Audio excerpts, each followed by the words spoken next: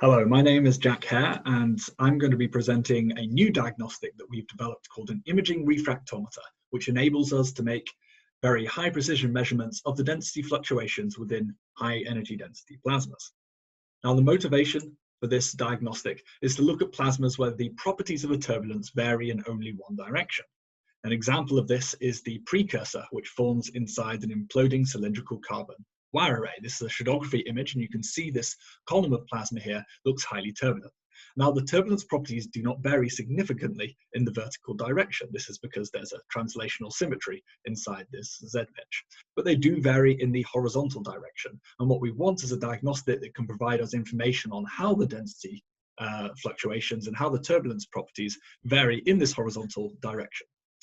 Now, we could do this using a Fourier transform of this Shadowgraphy image, and this is a technique which has been widely applied. The trouble is these Fourier transforms are limited by the pixel size, and so that means the range of scales we can get between the driving scale and the smallest resolvable scale is usually only about a factor of 10, which is much too small to be able to fit a power law to the entire turbulent cascade from the driving scale down to the dissipation scale.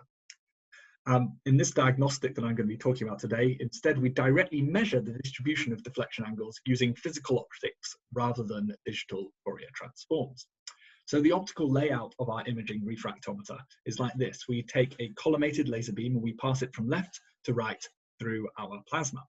And the optical setup is simply two lenses like this. So this looks just like a two-lens telescope with which many of you will be familiar. We make an image of the image plane onto the CCD. However, this second lens here is more complicated than just that. It's a composite lens, which consists of a cylindrical and a spherical lens placed back to back. And that means in the orthogonal axis, this second lens has a different focal length. The focal length is longer.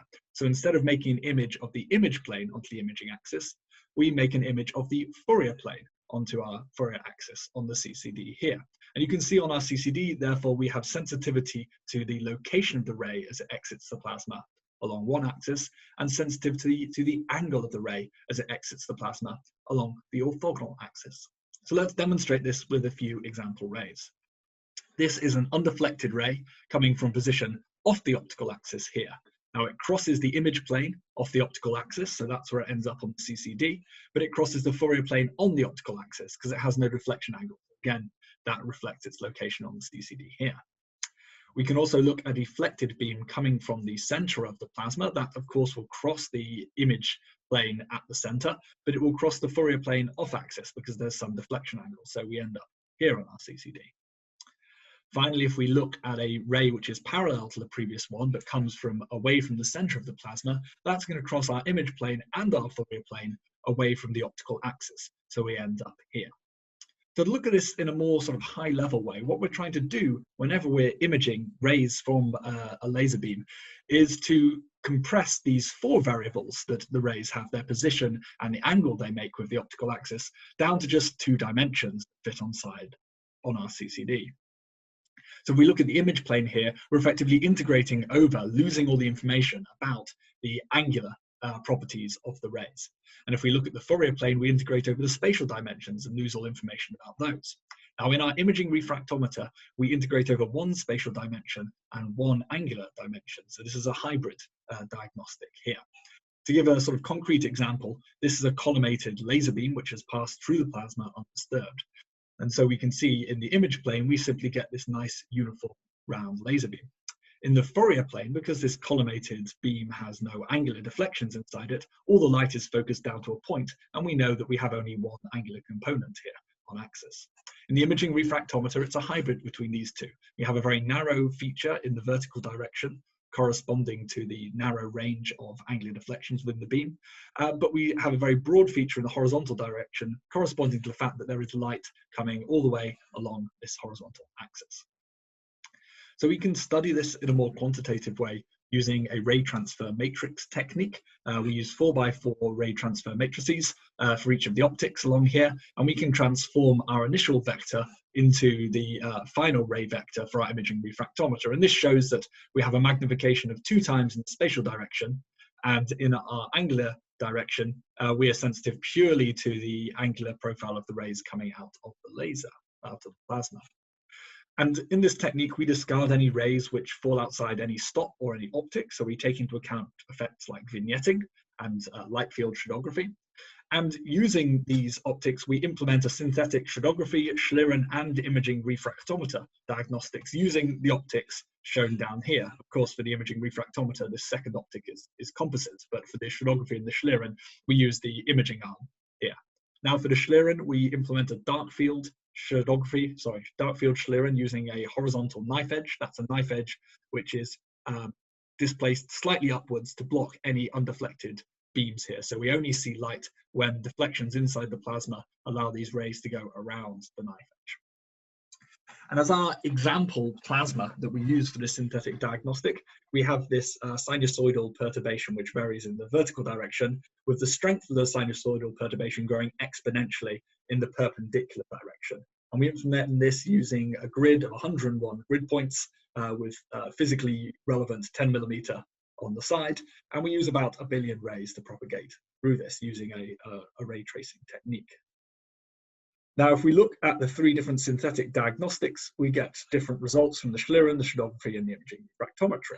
For the schlieren, of course, we see these light and dark bands, and these bands exist whenever there are sufficiently steep density gradients to deflect the rays around the knife edge stop here.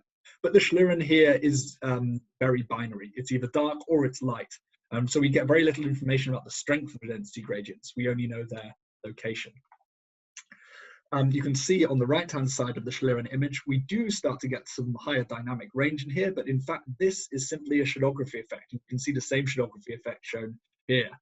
And so this is the formation of caustics, which is caused by ray crossings, and this is a big problem with interpreting shadowgraphy. So we can't use the shadowgraphy to make quantitative measurements when we get to this caustic regime. Of course, shadowgraphy does have some dynamic range. You can see the difference in the light and the dark regions here. And so it is slightly more sensitive than the schlieren at lower density gradients.